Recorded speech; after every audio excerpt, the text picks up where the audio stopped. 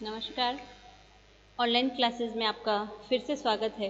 अब तक के क्लास में हमने आधुनिक हिंदी काव्य की जो धाराएं हैं उसमें भारतेंदु युग, द्विवेदी युग और उसके बाद छायावाद तक का अध्ययन किया।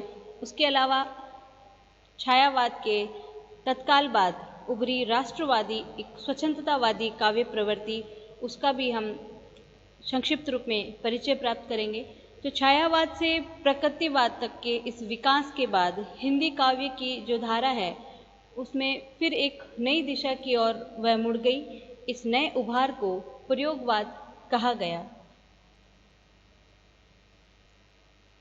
प्रयोगवाद का आरंभ कब और क्यों हुआ, ये काव्यधारा अपने पूर्व की काव्यधाराओं से किन अर्थों में भिन्न थी, वस्तु और रूप दोनों दृष्टियों से इस काव्य की क्या विशेषताएं हैं, इन सभी बातों का अध्ययन हम इस क्लास में करेंगे।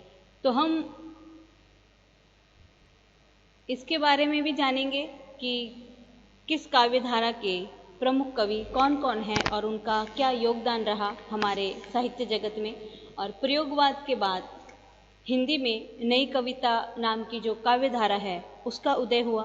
प्रयोगवाद और नई कविता के जो अंतर संबंध है उनकी चर्चा करते हुए हम इन सभी पहलुओं की चर्चा नई कविता के संदर्भ में भी करेंगे। तो इस इकाई को पढ़ने के बाद नई कविता तक के हिंदी काव्य के विकास की एक पूर्ण तस्वीर आपके सामने आ चुकी होगी। इससे अगली क्लास में हम नई कविता के बाद के हिंदी काव्य के विकास का अध्ययन करेंगे और भारतेंदु युग से लेकर के समकालीन कविता तक का विकास इस बात का द्योतक है कि इस अवधि में हिंदी कविता में तेजी से बदलाव आए हैं। अंतर्वस्तु, रूप, भाषा और शैली सभी दृष्टियों से हिंदी कविता लगातार बदलती रही और विकसित होती रही है। तो यह विकास इसलिए भी महत्वपूर्ण है कि इसके माध्यम से तत्कालीन जो स्थितियां हैं उसमें जो परिवर्तन आया उसको समझा जा सकता है, क्योंकि हिंदी कविता उन्हीं स्थितियों के बदलाव को किसी न किसी रूप में व्यक्त करती रही है। हिंदी के प्रख्यात कवि अज्ञेय के संपादन में तार सप्तक नाम का एक काव्य संग्रह सन 1943 में प्रकाशित हुआ। इस पुस्तक में 7 कवियों की कविताएं संग्रहित थी, तो जिसमें से 7 कवि हैं गजानन माधव मुक्तिबोध, जिन्हें मुक्तिबोध नाम से जाना जाता है, प्रभाकर माचवे, गिरजा कुमार माथुर, भारत भूषण अग्रवाल, नेमिचंद जैन, रामविलास शर्मा और अज्ञेय। तो जब ये संग्रह प्रकाशित हुआ था तब इनमें से अज्ञेय को छोड़ करके शेष सभी कवि प्रगतिवादी विचारधारा से प्रभावित थे। कुछ तो सीधे सीधे अपने को कम्युनिस्ट कहते थे, तो अज्ञेय भी प्रगतिवादियों से बहुत दूर नहीं थे। इसके बावजूद इस संग्रह से काव्य में प्रयोग की चर्चा आरंभ हुई। इसका कारण था इस पुस्तक की अज्ञेय द्वारा लिखित जो भूमिका है, उसमें इन्होंने लिखा था कि संग्रहित कवि सभी कविता को प्रयोग का विषय मानते हैं। तो जो ये दावा नहीं करते हैं कि उन्होंने काव्य का सत्य पा लिया है, केवल अन्वेषी ही अपने को वह पाते हैं, वे किसी स्कूल के नहीं हैं, किसी मंजिल पर पहुंचे हुए नहीं हैं, अभी राही हैं, राही नहीं राहों के अन्वेषी। तो अज्ञेय के इन कथनों से प्रयोगवाद और प्रयोगशीलता की चर्चा होने लगी। और जो दूसरा सप्तक है उसमें अज्ञेय द्वारा यह कहा जाने लगा कि प्रयोग का कोई वाद नहीं है, हम वादी नहीं हैं, न प्रयोग अपने आप इष्ट है या साध्य है। तो प्रयोगवाद शब्द रूढ़ हो गया। उसके बाद लगातार प्रयोगवाद की चर्चा होती रही। प्रतीक 1947 में जिसका प्रकाशन हुआ था, उसके समय प्रगतिशील कहे जाने वाले कई कवियों के दृष्टिकोणों में परिवर्तन होने लगा था। और जो तार सप्तक के कवि हैं नेमिचंद जैन, प्रभाकर माचवे, नरेंद्र शर्मा, भारत भूषण, गिरजा कुमार माथुर आदि कुछ ऐसे ही प्रगतिशील कवि थे। इन कवियों ने इस प्रक्रिया में प्रगतिवाद पर 2 आरोप लगाए। एक तो यह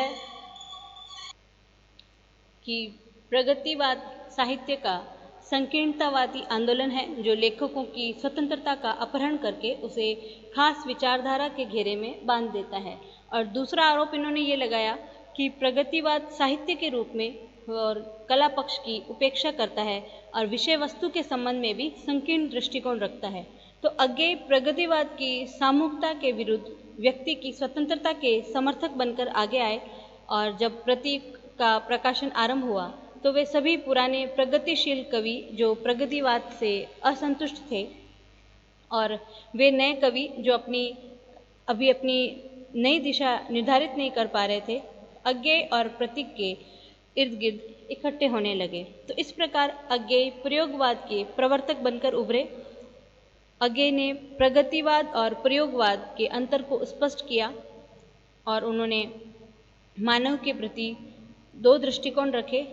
तो एक दृष्टिकोण में मानव व्यक्ति पर आग्रह है, अर्थात व्यक्ति के रूप में मनुष्य केंद्र में है, और दूसरे मानव सामाजिक इकाई के रूप में है। तो पहले में विषय पर आग्रह है, साथ ही सौंदर्य और रूप विधान के जो प्रतिमान हैं उनको स्वीकार करते हुए चलती है, जबकि दूसरे का आग्रह विषय पर नहीं, विषय की स्थिति पर है और वह रूप विधान की परवाह नहीं करता है। तो अज्ञेय का कहना है कि प्रगतिवाद में विषय के प्रति संकीर्ण दृष्टिकोण रहता है और कला पक्ष की उपेक्षा रहती है, जबकि प्रयोगवाद में रचना का कलात्मक उद्देश्य कभी संदिग्ध नहीं रहता है। तो इस प्रकार प्रगतिवाद सामाजिक यथार्थ से साहित्य को संपर्क करते हुए उसे संघर्ष का माध्यम बनाता है, जबकि प्रयोगवाद साहित्य के रूप संबंधी नवीन प्रयोगों पर बल देता है और साहित्य के सामाजिक पक्ष की उपेक्षा करता है। तो प्रगतिशील आंदोलन और साहित्य का संबंध राष्ट्रीय स्वाधीनता से घनिष्ठ रूप से जुड़ गया, जबकि प्रयोगवाद शुद्ध रूप से एक साहित्यिक काव्य आंदोलन था। उसकी प्रतिबद्धता किसी विशेष विचारधारा से नहीं थी और काव्य के कला पक्ष के प्रति इसमें आग्रह अधिक था।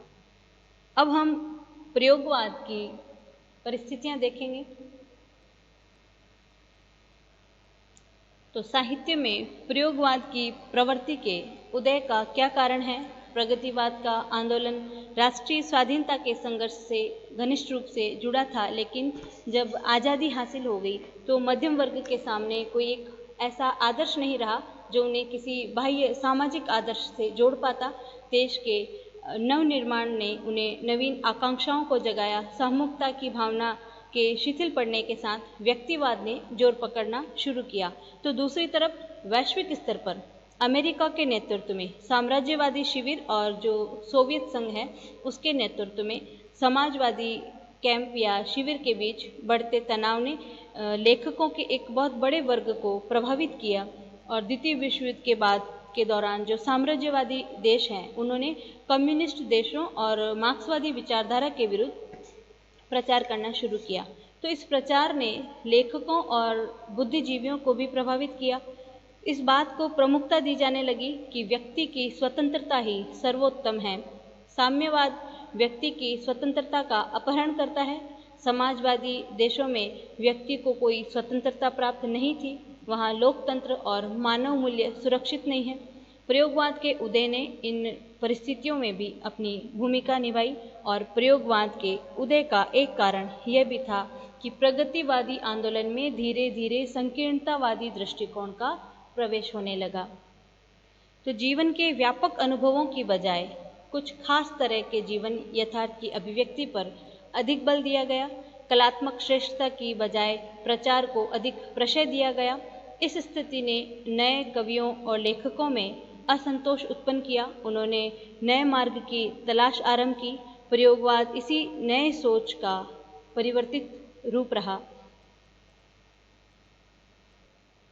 फिर है प्रयोगवाद से तात्पर्य या प्रयोगवाद से क्या अभिप्राय है।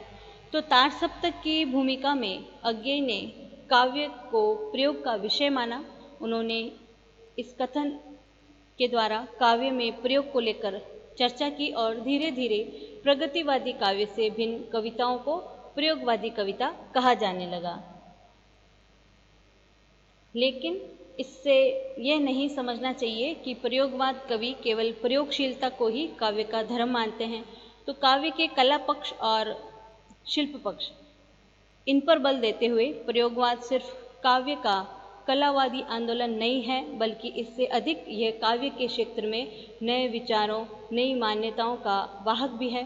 तो अज्ञेय ने भी कहा था कि प्रयोगवाद कोई वाद नहीं है, तो हम वादी नहीं रहे और नहीं हैं। तो इस कथन में केवल प्रयोग को वाद मानने से ही इनकार नहीं किया गया है, बल्कि इस विचारधारा विशेष के प्रति प्रतिबद्धता को भी वह अनावश्यक मानते हैं। तो अज्ञेय का मानना था कि काव्य में किसी विचारधारा के प्रति आग्रह से व्यक्ति की स्वतंत्रता का हनन होता है। तो धर्मवीर भारती, रघुवंश और विजय देवनारायण शाही, ये जो कवि हैं, इन्होंने समीक्षकों की दृष्टि से प्रयोगशील कविता कई अर्थों में टेक्निक और अभिव्यंजना का आंदोलन कहा। तो अज्ञेय भी ये मानते हैं कि प्रयोग दोहरा साधन है। तो एक तो उस सत्य को जानने का साधन जिसे कवि प्रेषित करता है, और दूसरे उस प्रेषण की क्रिया को और उसके साधनों को जानने का काम भी साधन है। तो प्रयोग द्वारा अपने सत्य को अच्छी तरह जाना जा सकता है और अच्छी तरह अभिव्यक्त भी किया जा सकता है। तो अज्ञेय और अन्य लेखकों ने निष्कर्ष निकाला और कहा कि प्रयोगवाद में विचारधारा के प्रति प्रतिबद्धता का आग्रह नहीं है। तो प्रयोगवाद में विचारधारा के प्रति प्रतिबद्धता का आग्रह नहीं है। प्रयोगवाद में विषय वस्तु की अपेक्षा रूप और शिल्प को अधिक महत्व दिया गया है, और प्रयोगवाद का संबंध नई विषय वस्तु की खोज से है और उस विषय वस्तु को प्रेषित करने के नए तरीके से भी है। तो इन सब बातों से स्पष्ट हो जाता है कि प्रयोगवाद काव्य में नए दृष्टिकोण को लेकर सामने आया है।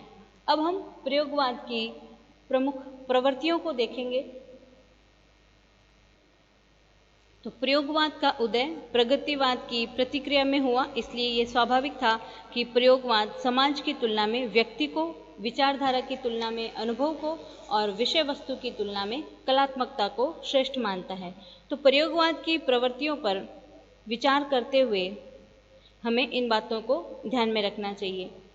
अब प्रयोगवाद के स्वरूप को समझने के लिए हम उसकी प्रमुख प्रवृत्तियों पर या प्रमुख जो विशेषताएं हैं उन पर विचार करेंगे।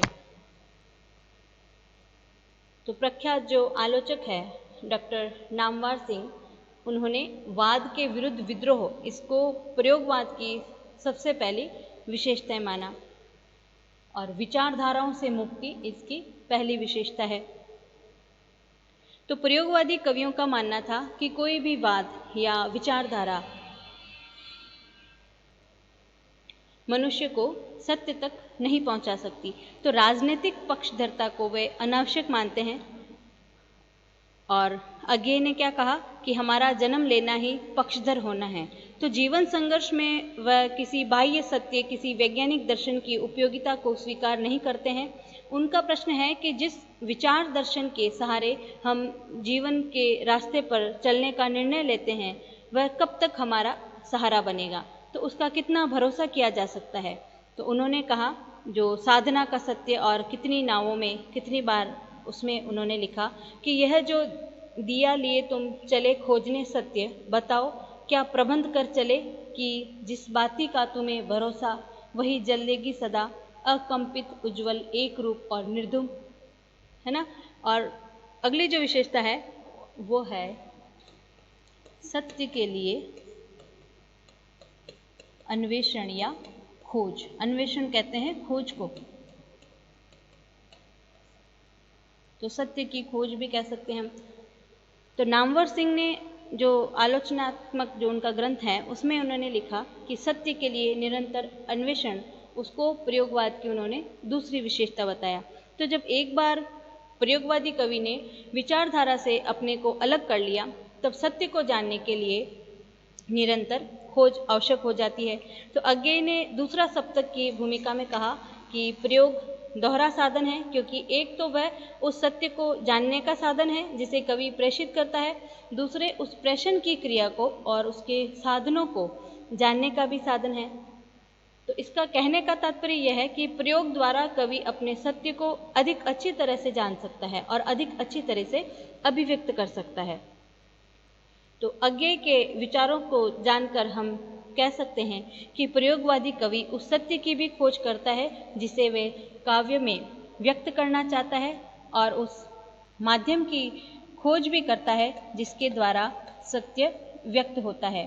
तो इस प्रकार सत्य का अन्वेषण प्रयोगवाद की एक प्रमुख विशेषता है और प्रयोगशीलता की पहचान इसी प्रवृत्ति में निहित है। उसके बाद है व्यक्तिवाद। तो प्रयोगवादी कवियों ने व्यक्ति के एकांत महत्व पर विशेष बल दिया। अज्ञेय की जो रचना है नदी के द्वीप, उसमें अज्ञेय ने व्यक्ति और समाज के संबंधों पर विचार किया। उनके अनुसार व्यक्ति द्वीप के समान है जो काल रूपी नदी के बीच दृढ़ता से अवस्थित रहता है, जो समाज रूपी भूखंड की तरह नदी को गंदला नहीं करता। नदी के द्वीप कविता में भी उन्होंने व्यक्ति और समाज दोनों अलग अलग है यही बताया। उनकी अन्य कविताओं में भी व्यक्ति के स्वतंत्र अस्तित्व पर उन्होंने बल दिया। तो व्यक्ति की स्वतंत्रता के प्रति यह आग्रह मध्यम वर्ग की मानसिकता की अभिव्यक्ति है जो व्यक्तिक असंतोष से ही उपजी है। तो छायावाद में भी मध्यम वर्ग का ही व्यक्ति केंद्र में था, परंतु वहाँ उसकी जो चेतना थी वो उधरमुखी थी। वह आत्मविकास की ओर अग्रसर था। उसकी व्यक्ति चेतना सामंती रूढ़ियों और बंधनों से मुक्त होना चाहती थी। तो प्रगतिवाद ने इस मध्यम वर्ग के व्यक्ति को समाज से और सामूहिक चेतना से जोड़ा।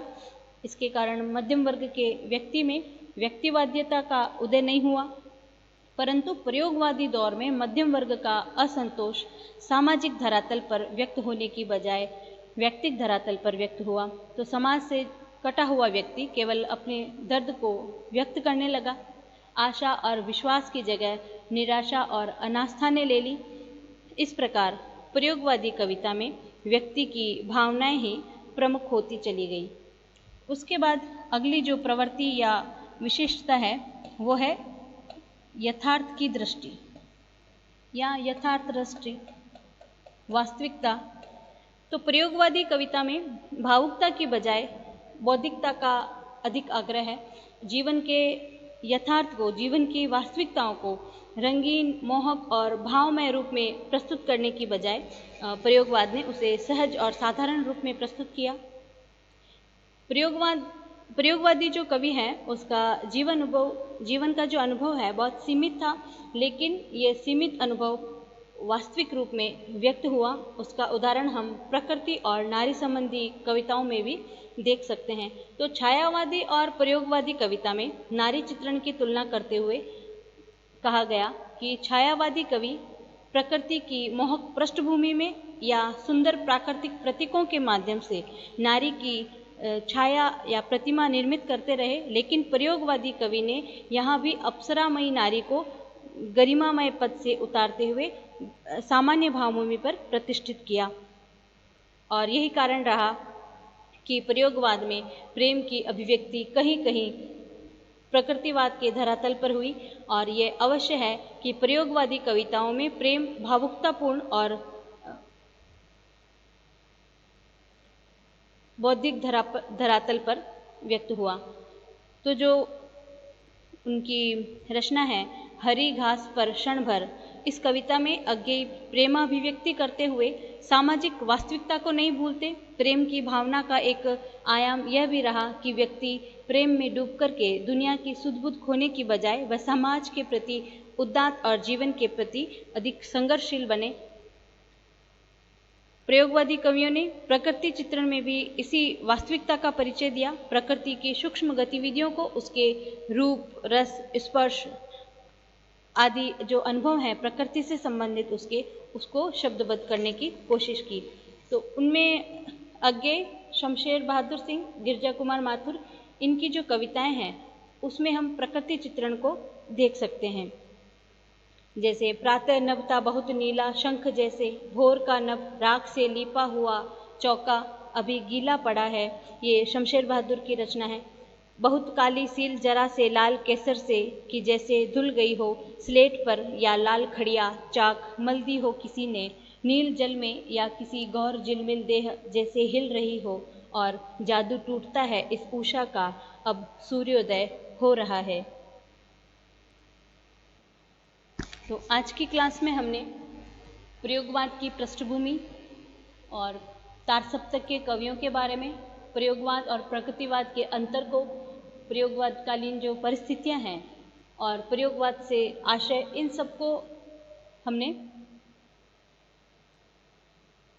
समझने की कोशिश की। और प्रयोगवाद की जो प्रवृत्तियां हैं उसमें विचारधाराओं से मुक्ति, सत्य के लिए अन्वेषण, व्यक्तिवाद और यथार्थ की दृष्टि, ये 4 प्रयोगवाद की प्रवृत्तियां हैं